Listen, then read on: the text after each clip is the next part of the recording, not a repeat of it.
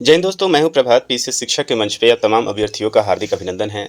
आज चर्चा के मुख्य बिंदु में है एक ऐसा टॉपिक जो एक अभ्यर्थी के रूप में और एक नागरिक के रूप में भी आपको इसके निहितार्थ के बारे में समझना चाहिए। टॉपिक बड़ा ही महत्वपूर्ण है और बहुत ही मार्मिक भी है। हाल फिलहाल में ये काफ़ी चर्चे में भी रहा है, या इसको टॉपिक ऑफ द मंथ भी आप कह सकते हैं। टॉपिक है जाति आधारित जनगणना। जाति आधारित गणना काफ़ी सुर्खियों में ये टॉपिक रहा है। बात करेंगे इसके उन तमाम प्रॉफिट एंड लॉस के बारे में, बात करेंगे इसके सभी निहितार्थों के बारे में, बात करेंगे क्या जाति आधारित जनगणना सिर्फ राजनीति का एक हथियार है, या आपके और हमारे जैसे लोगों के लिए भी इसमें कुछ भलाई छुपी हुई है।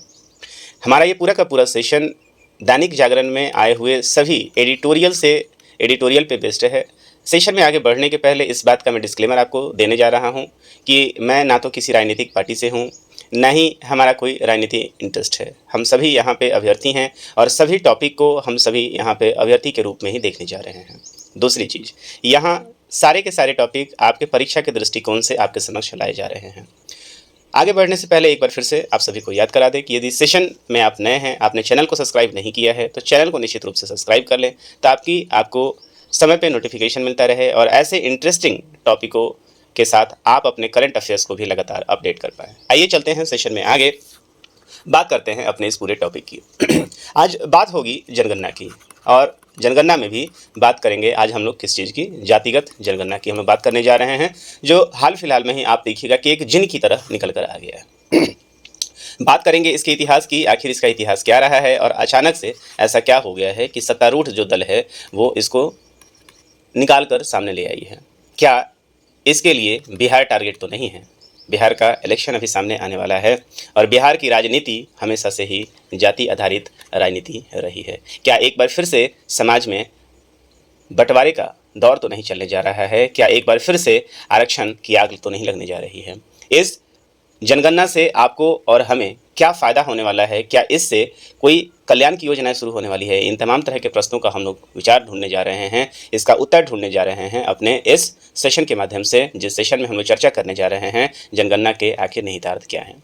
जनगणना के निहितार्थ के सारे एडिटोरियल को पढ़ने से पहले हम कुछ आंकड़े को देख लेते हैं। ये आंकड़ा अमर उजाला ने प्रकाशित किया है और जनगणना की कहानी के बारे में इन्होंने बताया है कि जनगणना की जो शुरुआत हुई थी बेसिकली लॉर्ड मेयो के काल में 1872 में प्रारंभ कर दिया गया था। लेकिन यदि आप कहेंगे प्रति 10 वर्ष से जनगणना की शुरुआत, मतलब एक नियत समय के साथ जो जनगणना की शुरुआत हुई थी वो सन 1881 में हुई थी, और सन 1881 में पहली बार आप देखेंगे कि जनगणना हुई थी पूरे देश में। 1881 से लेकर 1931 तक हर जनगणना में मतलब जितने भी जनगणना हुए हैं 1881 से लेकर 1931, मतलब स्वतंत्रता के पहले जितने भी हमारे पास जनगणना हुए थे, उन सारे जनगणना में जातिगत आंकड़े जो हैं वो प्रस्तुत किए जाते रहे हैं या जातिगत आंकड़े को जोड़ा जाता रहा है।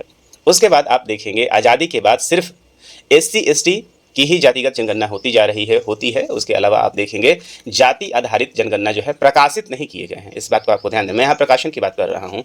2011 का जो जनगणना हमारे पास है वहाँ भी जातिगत जनगणना कराई गई थी, जाति के आधार पर जनगणना कराया गया था, लेकिन उस आंकड़े को प्रस्तुत नहीं किया गया था। अब एक चीज़ आपको यहाँ पे देखने वाला है कि स्वतंत्रता से पहले और स्वतंत्रता के बाद, स्वतंत्रता के पहले जब औपनिवेशिक काल चल रहा था, इन्होंने लगातार जातिगत जनगणना कराया, और जातिगत जनगणना कराने के बाद समाज में आप देखें कि इस जातिगत जनगणना का जो निहितार्थ था, जो अंग्रेज चाहते थे, वो बेसिकली भारतीय समाज को तोड़ना चाहते थे। ऐसा नहीं है कि वो जाति के आधार पर कोई योजना लेकर आने जा रहे थे, क्योंकि भारत में जाति ऐसे बढ़ती है जिस तरीके से हर रोज़ आप देखेंगे मशरूम का पौधा नए संख्या में हो जाता है। आपने देखा होगा, आपने पढ़ा होगा कि जब पूरी दुनिया में, पूरी सृष्टि में, खासकर भारत में पौराणिक कथाओं में आपने पढ़ा होगा, भारत के वेद ग्रंथों में आपने पढ़ा होगा कि भारत में शुरुआती दौर में जो है वो कर्म आधारित क्या हुआ करता था, जाति हुआ करता था, और वहाँ पे केवल 4 जाति हुआ करते थे। और 4 जाति में आपको कौन हुआ करता था? ब्राह्मण हुआ करते थे, क्षत्रिय हुआ करते थे, इसके अलावा आपको वैश्य हुआ करते थे और शूद्र हुआ करते थे। ये कौन थे? सबसे बड़ी बात ये है कि ये अपने कर्मों के आधार पे इनको जाति की संज्ञा दी जाती थी। और वो जाति कौन थे? ब्राह्मण कौन हुआ करते थे? कोई भी ज्ञान बांटने वाला व्यक्ति, कोई भी, मैं यहाँ पे कोई शब्द का इस्तेमाल कर रहा हूँ, यदि आज मैं पढ़ा रहा हूँ आपको, मैं ज्ञान बांट रहा हूँ, तो मैं ब्राह्मण हूँ। कोई भी ऐसा व्यक्ति जो ज्ञान देने का काम कर रहा है, वो सभी के सभी क्या हो रहे हैं? वो ब्राह्मण होंगे। कोई भी ऐसा व्यक्ति जो सुरक्षा का काम कर रहा हो, जो आपकी रक्षा कर रहा हो, वो सभी क्या हैं? क्षत्रिय हैं। सेना पे काम करने वाला हर जवान क्षत्रिय है। जो आपके देश की रक्षा करने वाला है, हर पुलिस व्यक्ति सर क्षत्रिय है। इसके अलावा वैसे जो लोग भी व्यापार करते हैं देश में इकोनॉमी के रूप में जो भी अर्थव्यवस्था को आगे बढ़ा रहे हैं वो सभी लोग वैसे हैं। और इन तीनों में से जो गलती किया करता था, जो घृणित काम किया करता था, तो इन तीनों में से ही निकाल कर उसे कहाँ रख दिया जाता था? उसे शूद्र में रख दिया जाता था। और ये शूद्र कौन हुआ करते थे? तो शूद्र कोई जाति नहीं हुआ करता था। कुछ वर्षों के लिए इनको क्या दिया जाता था? पनिशमेंट दिया जाता था, एक तरीके से सजा हुआ करता था। और जब ये सजा काट लेते थे, जब लगता था समाज को कि नहीं अब ये सुधर गया है, तो वापस आप उनको उसके कर्मों के आधार पर बंटवारा कर दिया करते थे। ये कब की कहानी है? तो ये कहानी है जब भारत में आप देखेंगे, हमारा जो इतिहास आप देखेंगे, यदि पौराणिक इतिहास वेद ग्रंथों में इसकी रचना में इस बात को स्पष्ट किया गया है कि कर्म आधारित जो है क्या होता था, हमारे यहाँ जाति होता था। जाति केवल 4 ही हुआ करते थे।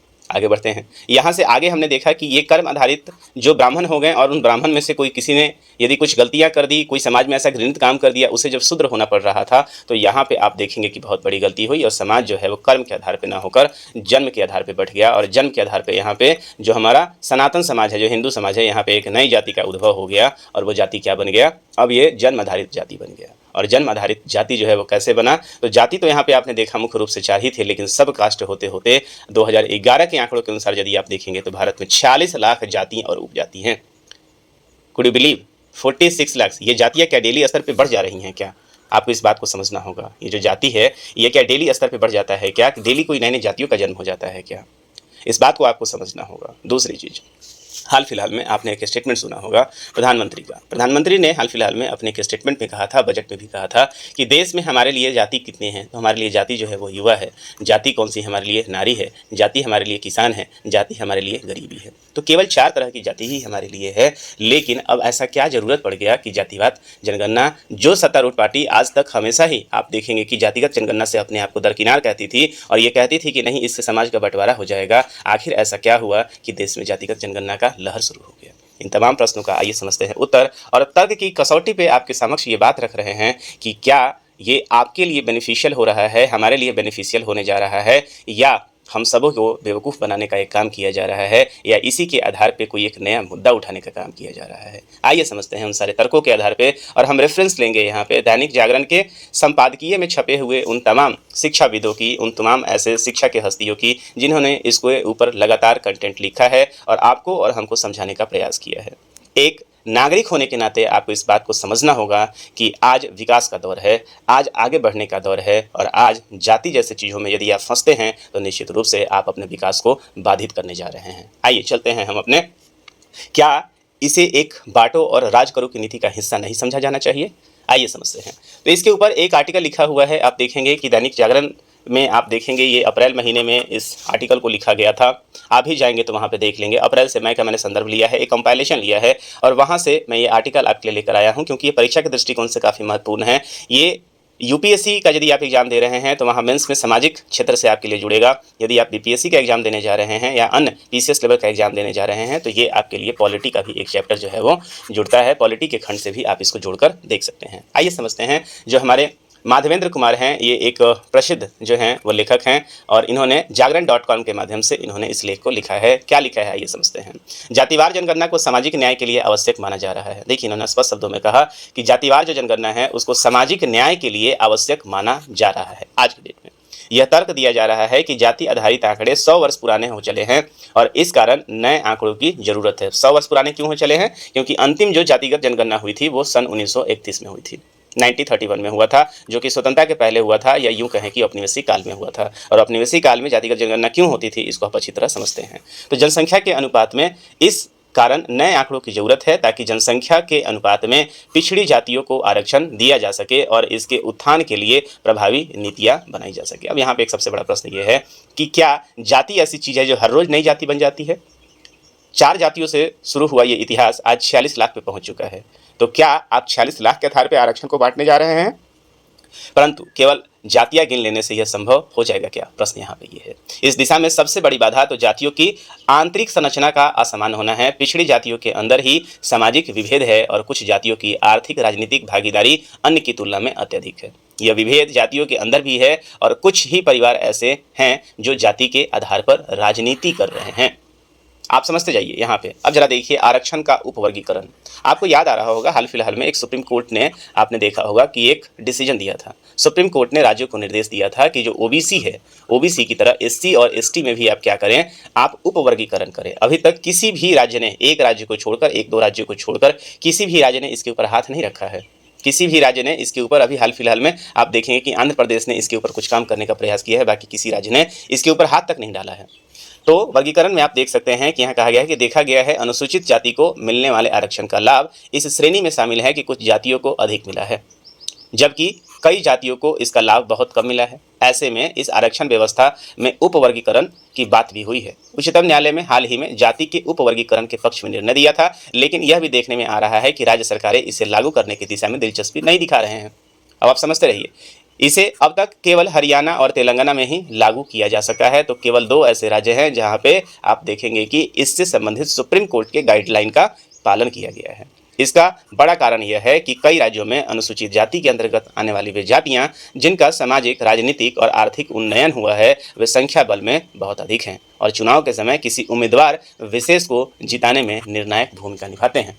अब आप देखें कि यदि जातिगत जिस जाति से ज़्यादा लोग होंगे वहाँ पे वैसे कैंडिडेट को खड़ा किया जाएगा। कैंडिडेट के जब इलेक्शन होगा तो कैंडिडेट के मेधा को न देखकर, कैंडिडेट के किए गए कामों को न देखकर, उनके जाति को देखकर क्या किया जाएगा, खड़ा किया जाएगा। क्योंकि उनको मालूम है कि हमारा देश यदि सबसे पहले कहीं बढ़ता है तो अपनी जाति के आधार पर बढ़ता है, और लगातार वो इसी पॉइंट पे क्या करते हैं, तो कहते हैं कि जैसा डिमांड होगा वैसा ही सप्लाई होगा। तो ये जानते हैं कि हमारे देश में जो हमारी जनता है वो सबसे सेंटिमेंट वाला काम कौन करती है, जाति वाला काम करती है। इसीलिए अभी इलेक्शन सामने है और आने वाले इलेक्शन में भी अब ये यदि जाति का आंकड़ा सामने आ जाएगा तो कल्याण की तो बात दूर की छोड़िए, कल्याण क्या आएगा, क्योंकि ऑलरेडी आरक्षण जो है आपका 50% को क्रॉस कर चुका है। तो अब क्या जाति के आधार पे 0% में आप जनसंख्या आप आरक्षण देने जा रहे हैं। आगे समझिए, सामंती मूल्यों को क्या किया जा रहा है, सहारा दिया जा रहा है। यह कैसी विडंबना है कि आधुनिक भारत के निर्माण के लिए हम मध्यकालीन पहचान रही जाति को ही आधार बनाने जा रहे हैं। आज़ादी के इतने वर्षों के बाद समग्र एवं सतत विकास की प्रक्रिया को तेज करने के लिए हम आवश्यक आधारभूत चीज़ों की पहचान नहीं कर सके हैं। आपने कभी स्कूल की जनगणना नहीं कराई, आपने कभी स्कूल में जाके नहीं देखा कि जिस देश में बढ़ने का सबसे बड़ा जो हाशिया है वो हमारा स्कूल होगा। आपने कभी स्कूल में जाके नहीं देखा कि स्कूल में बेंच हैं, डेस्क हैं, स्मार्ट टीवी लगा है। आप बिहार के किसी गांव में चले जाइए जहाँ पे स्कूल की क्या बिल्डिंग है क्या, वहाँ पे आप देखेंगे वहाँ स्कूल नहीं, टीचर हैं लेकिन बिल्डिंग नहीं है, इंफ्रास्ट्रक्चर नहीं है। बच्चे वहाँ पे जा रहे हैं, सिर्फ वहाँ पे मिड डे मील खाकर वापस आ रहे हैं। शिक्षा की कैसी स्थिति है आप उसके आंकड़ों को नहीं देख रहे हैं। बिहार जो कि सबसे ज़्यादा शिक्षा देने वाला आदमी है, सबसे ज़्यादा IAS IPS देने वाला राज्य है, लेकिन आप देखेंगे कि शिक्षा के स्तर पर निचले हाशिए पे खड़ा है। और आप लगातार बात करते हैं कहाँ, जाति के नाम पे। चलिए आगे देखते हैं। हमें सामंती मूल्यों का ही सहारा लेना पड़ रहा है और जाति विहीन समाज के निर्माण का सपना देखते देखते आज हम जात पात की सामाजिक विकास का आधार बनाने जा रहे हैं। तो जब कोई मुद्दा नहीं मिलता है, देश जब शांत चल रहा होता है, तो वहाँ क्या मिलेगा, जाति का मुद्दा उठाया जाएगा। बांटो और राज करो की नीति है। भारत में जनगणना शुरू कराने के पीछे अंग्रेजों की बांटो, फूट डालो और राज करो की नीति जिम्मेदार रही थी। इतिहास को याद कीजिए, जब 1857 की क्रांति में भारतीयों ने एकजुट होकर अंग्रेजों को उखाड़ फेंकने की अपनी ओर से प्रयास किया था। यहाँ पे कोई SC नहीं था, कोई ST नहीं था। यहाँ पे बाबू वीर कुंवर सिंह जो है वो किसी जाति को प्रतिनिधित्व नहीं दे रहे थे। यहाँ हर कोई सिर्फ एक मुद्दे के लिए लड़ रहा था, हमें आज़ादी चाहिए। दोबारा कोई प्रतिरोध ना हो सके, इसके लिए जब अंग्रेज यहाँ से लगभग 6 महीने तक जब निर्वासित रहे, अंग्रेज जब वापस आए तो इन्होंने सबसे पहला जो काम किया था, उन उपायों में से एक काम किया था कि भारत को जाति के आधार पर बांट दो। ये किसने किया था, तो ये किया था सबसे पहले अंग्रेजों ने। भारत में होने वाली जनगणना को इन्हीं में से एक उपाय के रूप में माना जाता है। यही कारण है कि लॉर्ड मेयो के काल में आप देखेंगे कि सबसे पहले आप देखें जनगणना शुरू की जाती है, और जनगणना में अंग्रेज ये देखना चाहते थे कि किस जाति का प्रतिनिधित्व किसका है, और उसी के आधार पर हम हर जगह कैंडिडेट लेकर आएंगे। देश में वर्ष 1871-72 में जनगणना शुरू की गई और इसके माध्यम से जाति और धर्म आधारित आंकड़ों का इस्तेमाल करना शुरू कर दिया गया। ब्रिटिश सरकार लंबे समय तक समाज को विभाजित करने का खेल खेलती रही और वर्ष 1931 तक जनगणना में जातियों की संख्या को शामिल होता जाइए। बहुत सारे उदाहरण है, आप मैं देखूंगा यहाँ पे 1909 से 1919 इन सारी चीज़ों को देखिए जरा। यहाँ पे आपने अपनी पुस्तक collegium and it's form of knowledge the British in India में अमेरिकी इतिहासकार बर्नेट कोहन ने जनगणना को अंग्रेजों की बांटो और राज करो की नीति से जोड़ा है। इसमें कोई दो राय नहीं है, इसमें कोई दो राय नहीं है कि फूट डालो और राज करो की नीति से कंप्लीट रूप से प्रेरित है। यह बताते हैं कि जनगणना ने भारतीय समाज को विभाजित करने और विभिन्न समुदायों के बीच में तनाव पैदा करने की महत्वपूर्ण भूमिका निभाई थी। जब कभी भी ये होगा तुरंत जातिगत जो है कार्ड खेल दिया जाएगा। जातियों की गिनती ने उनकी सामाजिक स्थिति को लेकर प्रतिस्पर्धा बढ़ाई थी। इस कारण जाति व्यवस्था और कठोर होती चली गई है। जनगणना के आंकड़ों का प्रयोग करते हुए अंग्रेजों ने 1905 में, अब जरा इस आंकड़े को देखिएगा, सबसे पहले इन्होंने जातिगत आंकड़ों का जनगणना का प्रयोग किया और बंगाल विभाजन कर दिया। 1905 में प्रशासनिक आवश्यकताओं का हवाला देकर बंगाल को हिंदू और मुस्लिम बहुल क्षेत्रों में बांट दिया। अब जरा देखिए 1905 में, देखिए यही जातिगत जनगणना था जिसके आधार पर पूरे बंगाल में नरसंहार हो गया। आप देखेंगे पूरा बंगाल जो है वो बट के पूर्वी और पश्चिमी बंगाल में बट गया। आप देखेंगे कि राजधानी तक बदलना पड़ा यहाँ पे और लाखों लोग रोड पे मारे गए।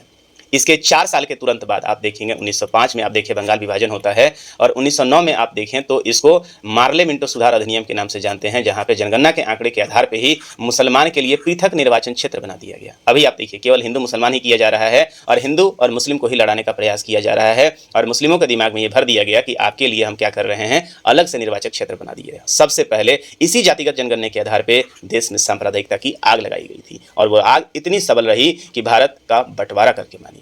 और आप देखेंगे कि आज तक हम लोग उस आग से जल रहे हैं। आज तक हम लोग कश्मीर के नाम पे लड़ाई लड़ रहे हैं। सबसे ज़्यादा सैनिक हमारे कश्मीर में डिप्लॉयड हैं। सबसे ज़्यादा सैनिक जो अपनी बलिदान देते हैं वो इसी के नाम पे दे रहे होते हैं।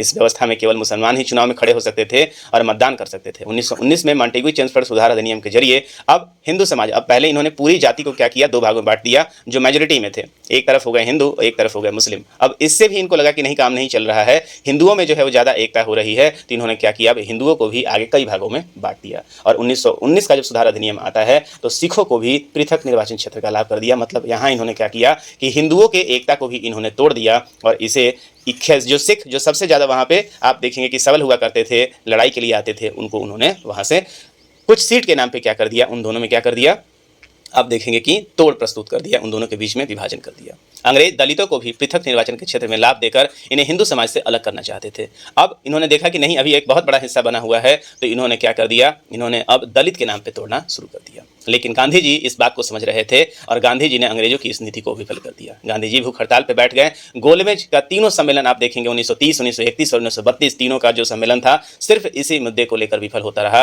आपको याद आ रहा होगा गांधी जी जब द्वितीय गोलमेज सम्मेलन से वापस होकर आए थे तो उन्होंने एक स्टेटमेंट दिया था। उस स्टेटमेंट में कहा था कि मैं वहाँ से बिना किसी परिणाम के लौटा हूँ, मैं विफल होकर लौटा हूँ, मैं खाली हाथ होकर लौटा हूँ, लेकिन मैंने अपने देश के सवाल पर बट्टा नहीं लगने दिया है। समझिए। और गांधी जी उसके बाद आपने देखा होगा कि सविनय अवज्ञा आंदोलन को छोड़कर गांधी जी राजनीतिक मतलब रचनात्मक कार्य करने लग गए थे। गांधी जी इस बात को समझते थे कि अंग्रेज क्या कर रहे हैं। गांधी और अंबेडकर के बीच में हुए पूना समझौता में इस बात पर सहमति दी और आप देखिए कि इसका परिणाम क्या हुआ। जैसे ही ये मुद्दा उठाया गया उसका परिणाम ये हुआ कि बाबा भीमराव अम्बेडकर साहब ने उनके साथ जो समझौता हुआ तो पहले जहां 71 पृथक निर्वाचन सीट हुआ करती थी, अब इसकी संख्या आप देख रहे हैं दोगुना हो गई और 148 सीटें जो हैं आरक्षित कर दी गई। इस तरह से हिंदू समाज का विभाजन तो रोक लिया गया, लेकिन आप देखेंगे पृथक निर्वाचन के क्षेत्र में आगे चलकर भारत जो है विभाजन का कारण बन गया और ये आग इतना आगे बढ़ गया है कि आरक्षण की सीमा अब कितनी हो गई है, 60%, 50% तो खैर यहाँ पे आप देखेंगे सीमा है, लेकिन कई राज्यों में 70% तक पहुंच गया है।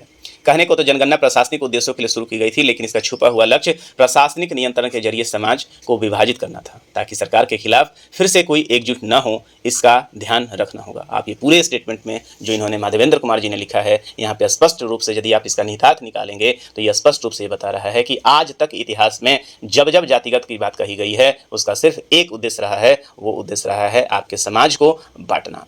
इससे व्यक्तिगत रूप से कोई लाभ नहीं मिलने जा रहा है, इस बात को आप याद रखें। चलते हैं अगले, आप देखें लगातार इसके ऊपर आर्टिकल आए हुए हैं।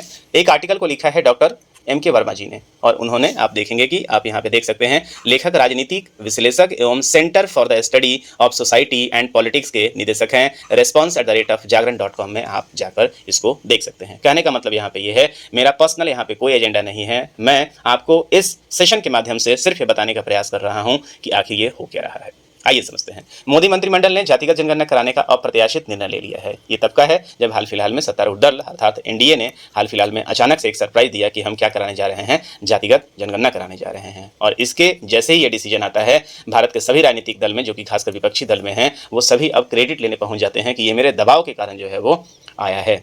यदि आपके पास इतना ही दबाव था तो आपने भारत में गरीबी और अमीरी के ऊपर क्यों नहीं आंकड़े प्रस्तुत कर दिए? आपने EWS जो दिया हुआ है उसके ऊपर आपने ये क्यों नहीं दिखाया कि भारत में अमीरी और गरीबी का दायरा क्या होना चाहिए? आप तो ये दिखाते हैं कि महीने का, दिन का जो 20 रुपये कमाता है वो क्या है, अमीर है। क्या 20 रुपये में खाली आती है क्या? आप इन सारी चीज़ों को देखते चलिए। लगभग 100 वर्षों के बाद पूर्ण जातिगत जनगणना होगी।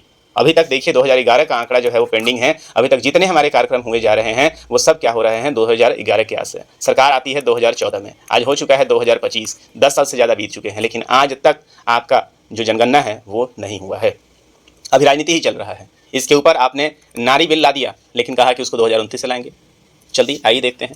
प्रामाणिक आंकड़ों मिल सके, अंतिम जाति जनगणना 1931 में हुई थी। भाजपा और कांग्रेस दोनों ही समय समय पर इस मुद्दे का अपने दृष्टिकोण में बदलाव करती रहती हैं। राष्ट्रीय स्वयंसेवक संघ ने इस प्रकार अपना रुख बदला है।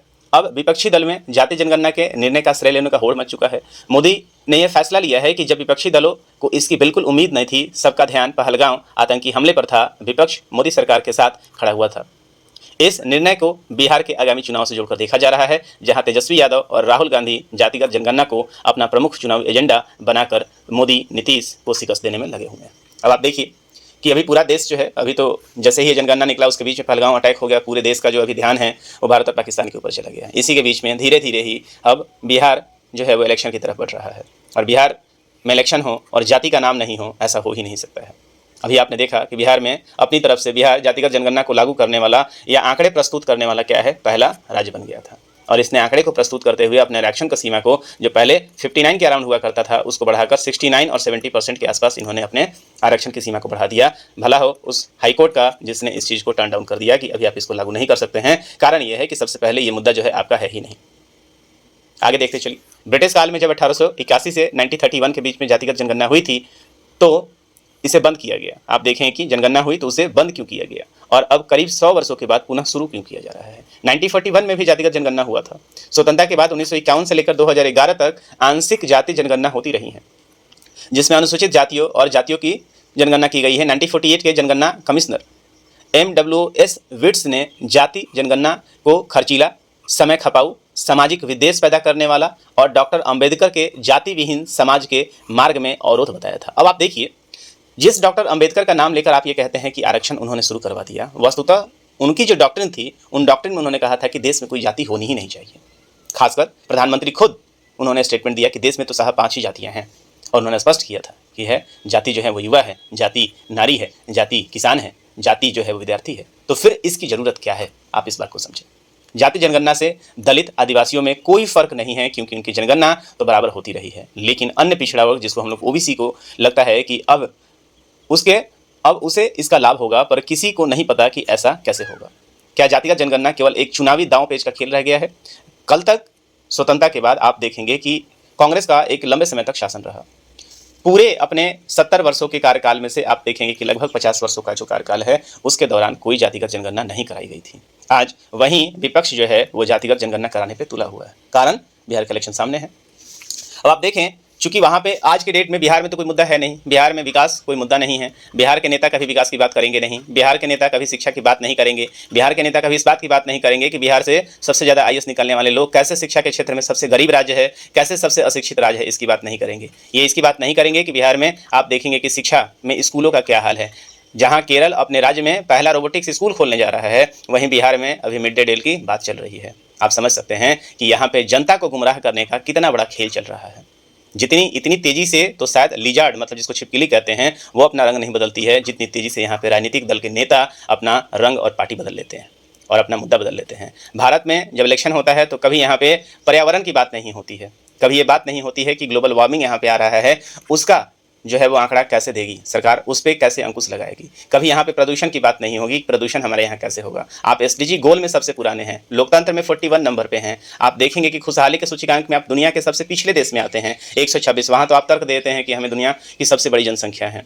इस चीज़ों पे चर्चा नेता नहीं करेंगे। नेता करेंगे कि साहब हमें जातिगत जनगणना चाहिए। और जातिगत जनगणना क्यों चाहिए कि अभी जो आंकड़ा जो है 50% पे आंकड़ा हुआ है, ये बेसिकली इसको उठाकर 70% पर लाना चाह रहे हैं, और इनके अलावा कोई निहितार्थ है ही नहीं। अदरवाइज जाति जनगणना करने से आप किस सामाजिक आंकड़ों का, क्या जाति के आधार पर अब आप विकास की योजनाएं सुनाई करेंगे?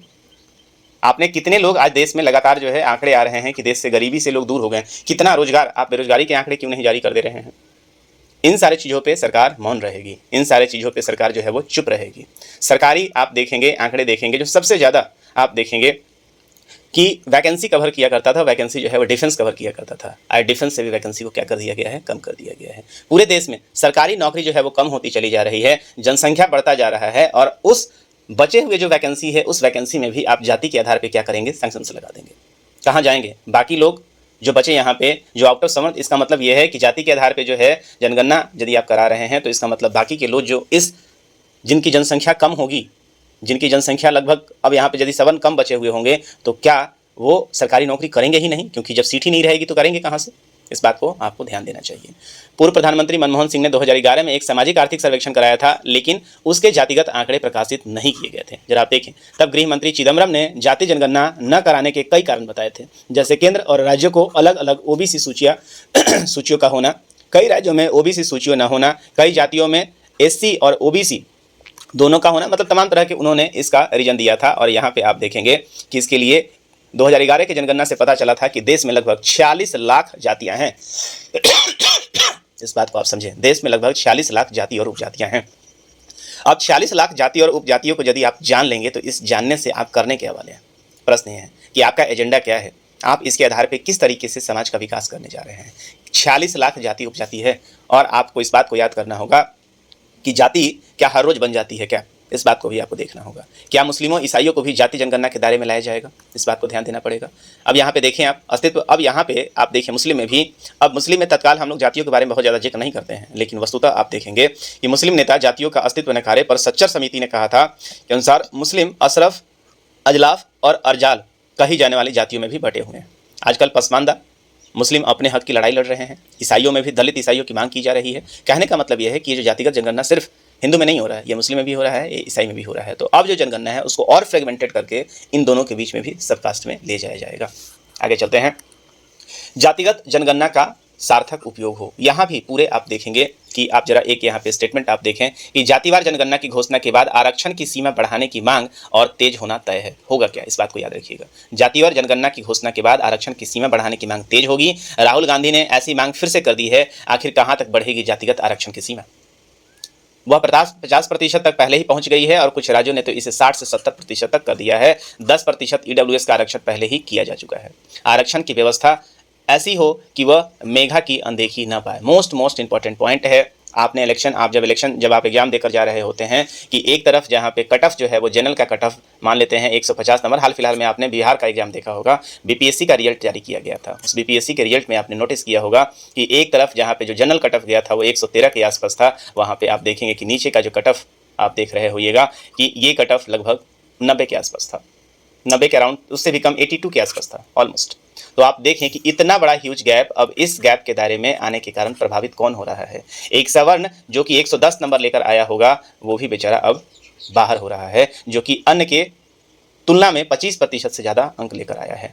आखिर उसका दर्द कौन समझेगा? क्या वैसे में राज्य ने या देश ने अपने एक मेधावी छात्र को, एक मेधावी अभ्यर्थी को खो नहीं दिया है? और यदि आप आरक्षण के आधार पे आप लेकर जाएंगे तो ऐसे में मेघा की क्या अनदेखी नहीं हो रही है? ये बहुत सारे ऐसे प्रश्न हैं जो प्रश्न चुभ रहे हैं। इस बात को आप याद रखेंगे। जातिगत जनगणना का यहाँ पे जो है सार्थक उपयोग होने का कोई संभावना यहाँ पे आखिर सरकार क्या करना चाहती है, सरकार इस माध्यम से क्या साधना चाह रही है? इससे तो कहीं से सरकार ने ये एजेंडा कहीं प्रस्तुत नहीं किया है कि जब ये आंकड़े आ जाएंगे तो उस आंकड़े का इस्तेमाल कहाँ किया जाएगा। उस आंकड़े का इस्तेमाल इतनी बड़ी संख्या में, जो 2011 में 46 लाख उपजातियां हो गई थी पूरे देश में, अब इतनी बड़ी संख्या में उपजातियों के साथ आप किस तरीके का आरक्षण का एजेंडा लेकर आ रहे हैं? सरकार को यह स्पष्ट करना चाहिए कि ये जो आंकड़े आए हैं इस आंकड़े का प्रयोग कैसे किया जाएगा। सरकार जनजाति आंकड़े से तो ज़्यादा अच्छा होता है कि सरकार यहाँ पे देश में आरक्षण इकोनॉमी, आज देश में 70 साल आज़ादी के बीत चुके हैं, 75वें साल हम लोग अमृतकाल में प्रवेश कर चुके हैं और आज भी हमारी लड़ाई जाति के रूप में हो रही है। आज भी यही कारण है कि बिहार जो है एक समय में कभी एक, आप इतिहास में देखेंगे कि बिहार जो कभी टॉप पे हुआ करता था आज बिहार हाशिए पे बैठा हुआ है, जहां सबसे बड़ा रीजन है वो जाति के ऊपर लड़ाई। जब जब इलेक्शन आता है सभी बिहार के प्रमुख पूरे जातियों को, बिहार की जनता को जातियों में बांट दिया जाता है, पूरे समाज को जाति में बांट दिया जाता है और उसके आधार पे यहाँ पे कैंडिडेट खड़े किए जाते हैं और आप देखेंगे कि कैंडिडेट के बाद ही अपने इलेक्शन जीतने के बाद ही अपने घर चले जाते हैं। और बिहार ऐसे ही पिछले 75 वर्षों से इस द्वेष के आग में जल रहा है। एक बार फिर से बिहार में इलेक्शन आने वाला है, इलेक्शन का सबसे बड़ा जातिगत जनगणना होता है। संभव है कि ये सभी राजनीतिक पार्टियाँ इसी लक्ष्य को ताड़ने में लगी हुई हैं। आप क्या सोचते हैं इस पूरे टॉपिक के बारे में? यहाँ पे हमने दोनों ही पक्ष को रखने का प्रयास किया है। इससे क्या एक और आप कंटेंट यहाँ पे देख सकते हैं कि आरक्षण की बढ़ती मांग का एक बड़ा कारण सरकारी नौकरियां हैं, लेकिन वे लगातार कम होती जा रही हैं। यह एक विडंबना है कि जो निजी क्षेत्र में नौकरियां उपलब्ध करा रहा है उसके प्रति सामाजिक न्याय की बातें करने वाले दलों और यहाँ तक कि कांग्रेस के नेताओं का रवैया अत्यधिक नकारात्मक है। आखिर ऐसे कैसे बताना होगा? कभी आपने देखा है कि सरकार ने कभी ये आंकड़ा प्रस्तुत किया हो कि इस वर्ष में हमने इतनी सरकारी वैकेंसियाँ निकाली हैं? ये आंकड़े आपके सामने कभी नहीं आएँगे। इतनी सरकारी आंकड़े निकाले गए हैं और उस आंकड़े को क्या सार्वजनिक किया जाता है क्या? कितने लोगों को नौकरियाँ मिली हैं? बेरोज़गारी दर आपका वास्तविक में कितना है? रोज़गार के मामले कहा जाता है कि देश में तो अवसर ही अवसर हैं और आप सरकारी नौकरी की ज़रूरत ही क्या है? आप पकौड़े तल लीजिए, वहीं आपके लिए काफ़ी है, वो भी एक रोज़गार है। रोज़गार साहब है, निश्चित रूप से रोज़गार है। जब आप नहीं देंगे तो रोज़गार तो लोग लेंगे ही।